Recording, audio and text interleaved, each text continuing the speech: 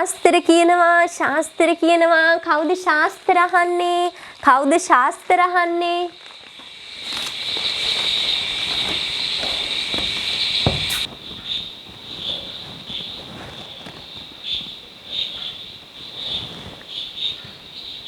hello මధුරි හෙට අර කිව්ව වෙලාවට එන්න හරිද මේ අපේ නෝනා එනවා වගේ මම හොඳ වෙලාවක් බලලා ගන්න හරි තියන්න හරි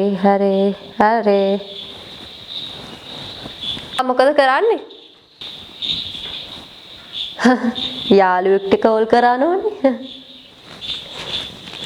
ඇත්තද? මට නම් ඒ වුණාට තඹ සතේකට විශ්වාස නැහැ. අවුරුදු 18ක් වෙන ලොකු කොල්ලෙකුත් ඉන්නවා. ඒ වුණාට ඉතින් කවුද දන්නේ මොන මල සමයමක්ද නටන්නේ කියලා. මගේ මේ සති 3-4කින් ඉඳන් ඔළුවේ කැක්කුමක් තියෙනවා. ඒකටවත් හරි හමං බේත් ටිකක් අරන් දුන්නද? අයියෝ මේ ඔය කන්දොස් ක්‍රියාව නවත්තලා දැන් අපි මේ යන්න හදපු ගමන යා. දැන් බේත් ටිකක් ගන්නනේ යන්න හැදුවේනේ. එහෙනම් දැන් ඉතින් ඒ ගමන යා. නැත්තම් ඊට පස්සේ කියව ගන්නේ මට බේත් ටිකක්වත් අරන් දුන්නේ නැහැ මෙච්චර අමාරු වෙලා තියෙද්දි කියලා. මන් දන්නේ නැද්ද ගෑනුන්ගේ හැටි. යන්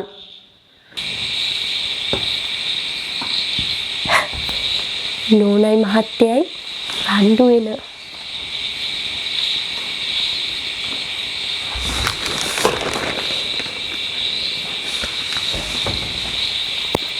දෙන්නම්කෝ වැඩක්. ශාස්ත්‍ර කියනවා. පින්වන්ත නෝනා ටැක්කත් සිරියාවයි නෝනා දවසම සිරියාවයි පින්වන්ත රූපය පින්වන්ත හදවත මගෙන් ශාස්ත්‍රයක් අහලා හිතේ තියෙන චූටිම හරි දුකක් වුණත් කමක් නෑ නෝනා ඒව මගේ හැරව ගන්න. මම ශාස්ත්‍ර කියන්නේ ඉංග්‍රීසියෙන්නේ. එතකොට නෝනා මට ආරූඪ වෙන්නේ එසේ මෙසේ කෙනෙක් නෙමෙයි. මොකද නෝන දැකලා තියෙනවද කවුරුවත් ඉංග්‍රීසියෙන් ශාස්ත්‍ර කියන? මම ශාස්ත්‍රයක් කියපු හැම කෙනෙක්ම ඊට පහුවෙනිදා සුද්දොන්ට වඩා හොඳට ඉංග්‍රීසි කතා කරනවා. මා විශ්වාස කරන්න නෝන ශාස්ත්‍රයක් අහන්න. අමුතුවෙන් කියන දෙයක් මම පින්වන්තයි කියලා. මොළ විකාර. හැබැයි නෝනේ ඔය කතාවල පොඩි හරි ඇත්තක් තියෙන්න පුළුවන්. උඹ බොරුවනේ විශ්වාස කරන්න එපා. සල්ලි කරා ගන්න කරන වැඩ. මේ දවස්වල අපිටත් සතිය නැතුව ඉන්නකොට මේ මල විකාර වලට සල්ලි වියදම් කරන්නේ පිස්සුද? එහෙම කියන්න එපා නෝනා. මේවා බලගත්ු ශාස්ත්‍ර. මම නෝනට මං ගැන විශ්වාසයක් ඇති වෙන මම මෙහෙම කියන්නම්කෝ. Both of you are going to the hospital to take medicine. මහත්තයාට තේරෙනවනේ. මොකද්ද කිව්වේ?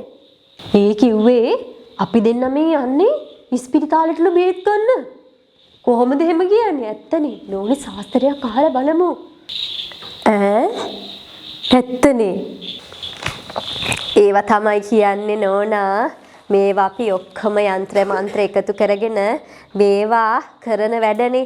මේවයි අසත්‍යක් මිත්‍යාවක් නෑ නෝනා. මේවා ඔක්කොම සත්‍ය. කියන්න ශාස්ත්‍රයක් කියන්න. ඒක තමයි නේද? ශාස්ත්‍රයක් අහලා බලමු එහෙනම්. කියන්නකෝ බලන්න එහෙනම්. මේ මගේ සිරිහාවන්ත මූණ දිහා බලලා ශාස්ත්‍රයක්. හරි නෝන මම ඉංග්‍රීසියෙන් ශාස්ත්‍රයක් කියන නිසා පොඩ්ඩක් ඔළුවේ ඇතුලේ යන ක්‍රියාදාමයේ ටිකක් වැඩි. මට පුඩ පඳුරු වශයෙන් ඇත්තට මේ පුඩ පඳුරු මම පාවිච්චියට ගන්නෙ නෑ මේවා. මට අදාළ කෙනෙක් ඉන්නවා එතුමාට මම බාර දෙනවා. මට පුඩ පඳුරු වශයෙන් කීයක් ඔබ දෙපළ දෙනවද?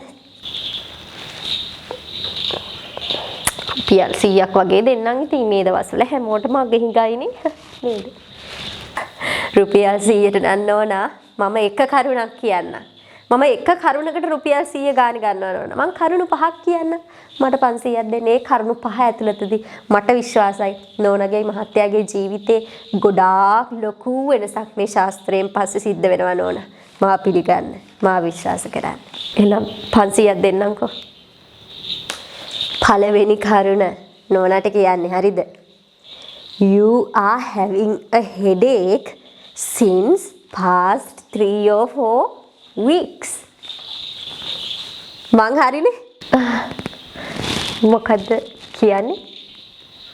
මේ කිව්වේ ඔයාට මේ සති 3-4ක ඉඳන් මේ ඔළුවේ කැකමක් තියෙනවා. හරියටම කියනවා නෙමෙයි සති 3-4ක් කියලා. ඇත්තනේ. ඇත්තනේ ඉතින් සති හරියටම සති 3ක 4ක වගේ ඉඳන් තමයි මගේ මේ හිස රදේ තියෙන්නේ. ඊළඟ එක කියමුකෝ බලන්න. ඊළඟ කරුණ තමයි you were having a grudge with your husband before leaving home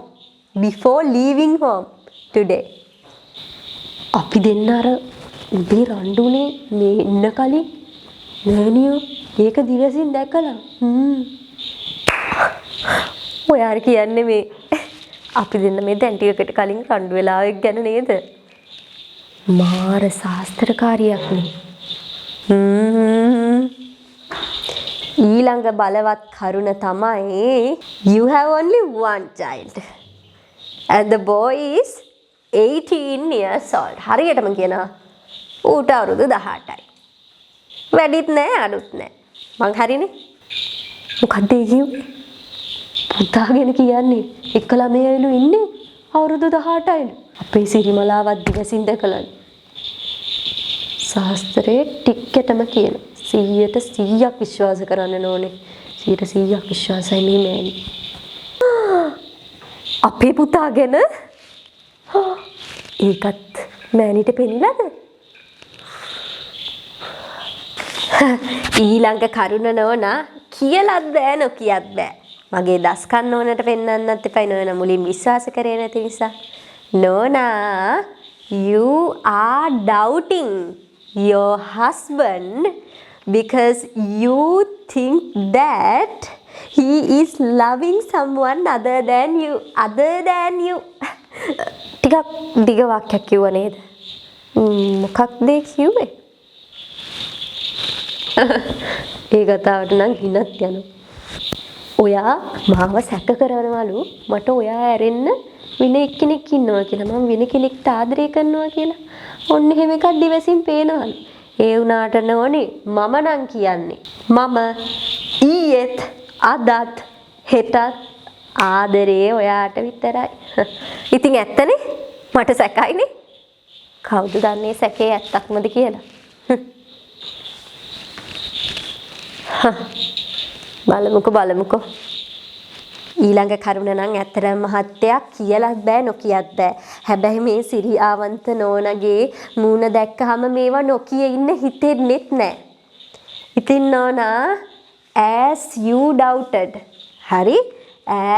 doubted your husband is sharing his intimacy with someone other than you. She is your neighbor, Madhuri. අවසාන කරුණ නේද? මොකක්ද කිව්වේ? අම්මට සිරි. ඒකත් දිවසින් දැකලානේ. මම ඔයා ඇරෙන්න වෙන කෙනෙක්ට ආදරය කරනවලු. එයා ලොකු ගෙදර මාදුරිලු. ඔයාටත් හොයාගන්න බැරි වෙච්ච දේ මේ මෑණි හොයාගෙන සම්මාන දෙන්න වටිනවා.